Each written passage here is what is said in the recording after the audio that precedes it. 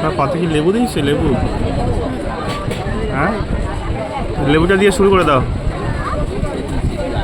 বাবু, লেবু একদম। হ্যালো বন্ধুরা, খাওয়া শুরু করে দিই। তো প্রথমে দিয়ে গেল সাদা ভাত, আর আমার ছেলে তো বলছে মামি 5টা বোতল এরকম জল দিতে হবে, জল খাবো, কারণ ওর ভীষণই টেস্টটা লাগছিল আর কি।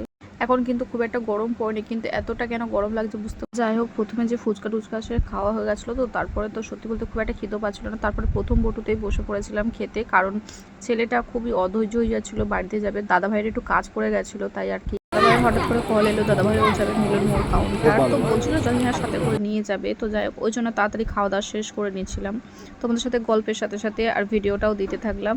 আর এদিকে দেখো, আমার ছেলেটা ভীষণ কষ্ট পাচ্ছিল। তুই বাবুর মাঝে ছাড়িয়ে দাও। খাওয়া দাওয়া করতে করতে আমার জেঠু ছেলে আর কি ক্যাটারিং এ কাজে এসেছে, তো দাদাভাইয়ের সাথেও অনেকক্ষণ গল্প করছিলাম। যাই হোক, আমরা তো অনেক ফাস্ট ফুডতে বসে অনেক ফাঁকা ফাঁকাই খাচ্ছি, কারণ আমরা দেখতে পাচ্ছি বসে যে সামনে অনেকটা ভিড় লেগে গেছে, কারণ সেকেন্ড টাইম হয়তো অনেকটা ভিড় হবে বা সমস্যা হতো, তো অনেক ফাঁকা ফাঁকাই আর কি আমরা এই জায়গাটা পেয়ে গেছিলাম। আর ফার্স্টেই খেয়ে নিলাম এই গরমের মধ্যে দিয়েও। বাবু ঘুম পাচ্ছে? বাবু খেতে ভালো লাগছে না? চাটনি চাটনি, বাবা।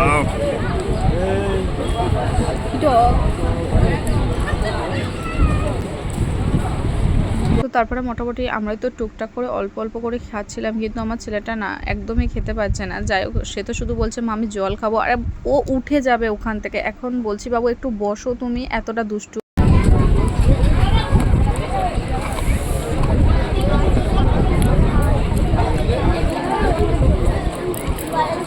তো মিষ্টি নিলে না?